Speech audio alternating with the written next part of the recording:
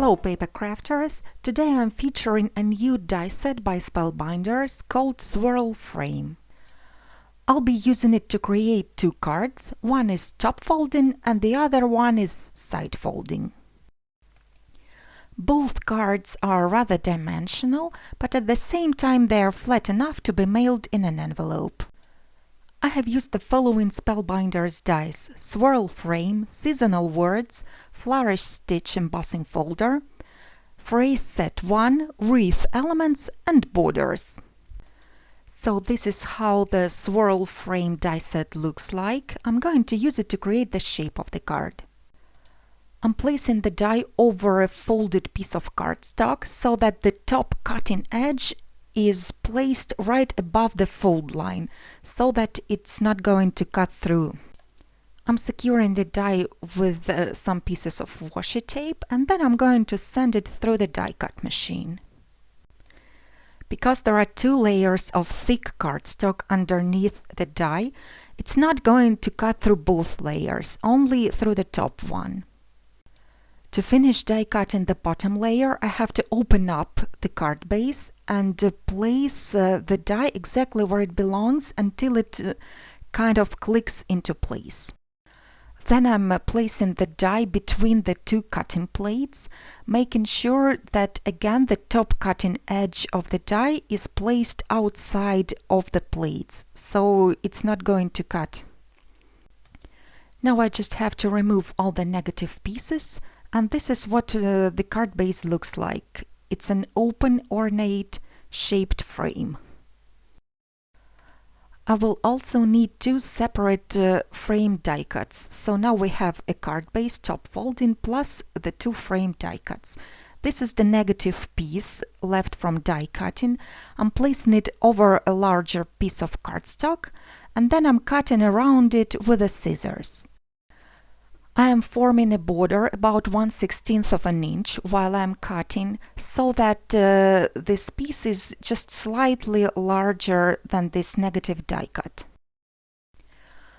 I need this tiny border to be able to stick the panel inside the frame. But before I attach it, I'm going to emboss this little panel, so I'm placing it inside the embossing folder called Flourish stitch.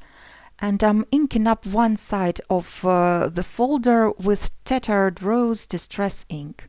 Then I'm closing up the folder and sending it through the die cutting machine. I'm placing a folder onto the platform, covering it up with the cutting plate and sending it through. That's an embossing folder for Platinum machine. That is how you can add some color to the debossed areas. To attach the panel, I'm flipping over the card base and applying some liquid glue only around the inner edge of the frame, at the back of the card. I'm placing the frame card base over the panel, making sure it's well aligned. The liquid adhesive does allow some playtime. Now I'm going to attach two more frame die cuts to the card. So one of them will go behind the frame, so I'm applying a liquid adhesive and placing the card base over it. This way the embossed panel will be trapped between the two die cuts, and it will also provide some extra sturdiness to the intricate card base. Then I'm applying adhesive to the front of the card, and I'm sticking another frame die cut on top of the card. This will make my card base sturdy enough to be standing on a surface. It will also keep it from deforming. To create my focal image, I'll be using 3 tulip die cuts. This die is also the part of the Swirl frame set.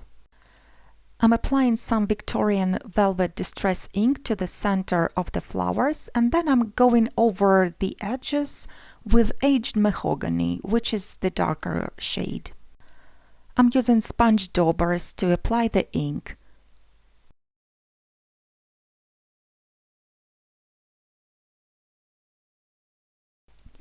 To color the stems and leaves, I'm using Hickory Smoke Distress ink.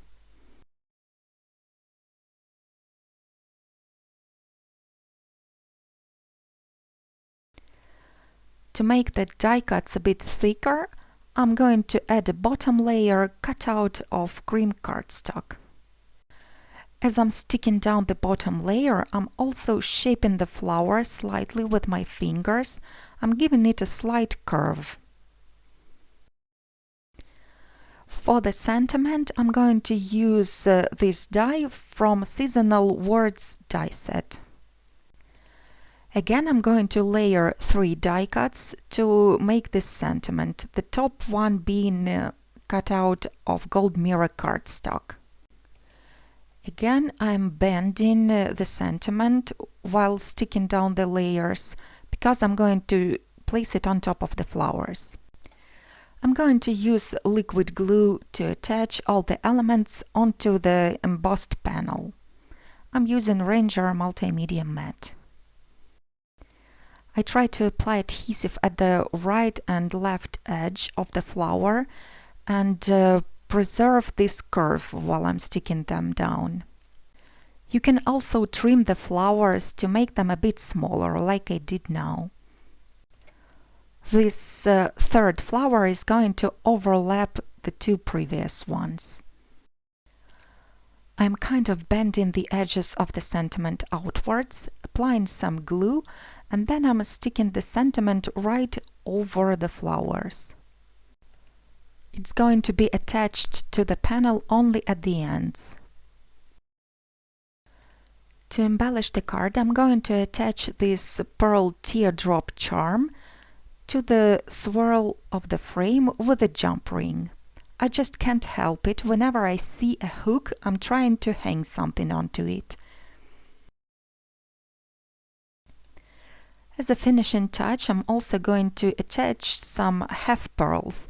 I'm placing the 3 smaller ones onto the tulips, and I'm going to attach the larger ones at the end of each swirl of the frame. The ones I'm using are not self-adhesive, so I'm using Ranger Multimedia Matte. Now my first card is finished, and I'm going to show you how I made the next one really quickly because it's pretty much the same process. I have placed the die over the card base, but this time it's going to be landscape oriented or side folding. Again, I will need a card base plus 2 additional frame die cuts. This time I'm going to use some patterned paper as my focal image. I'm placing a frame over a sheet of paper to be able to see exactly what part of the pattern I'm going to frame. Then I'm tracing it with a pencil. This little still life is just perfect for my frame. I'm cutting around the trace line, again leaving about 1/8 of an inch border.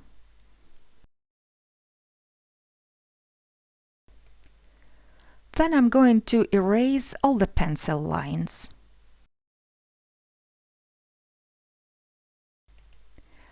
I'm aligning the card base with the panel and sticking it down.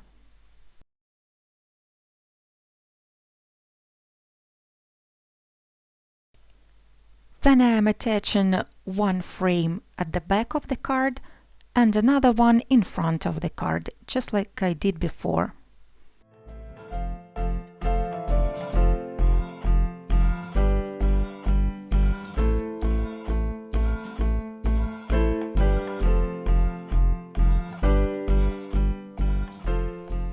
This is the finished card base. Now I'm just going to attach the layered sentiment right on top of the patterned paper. This tiny golden heart is cut out with this border die, and I'm going to attach it to the teapot. And then I will place a little pearl on top.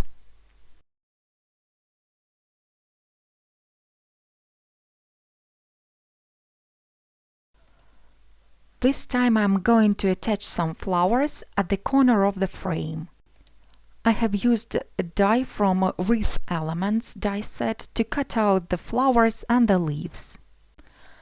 I've die cut them out of the same sheet of patterned paper so that they are going to match my little still life. Finally, I am adding some large half pearls at the end of each swirl of the frame as well as in the center of each flower. And that finishes the second card for today. And now let's have a look at both cards. As I mentioned, they are flat enough to be mailed in an envelope, and they will also make wonderful tabletop or mantelpiece decorations. I hope you enjoyed the tutorial, and I'll be happy to see you again next time.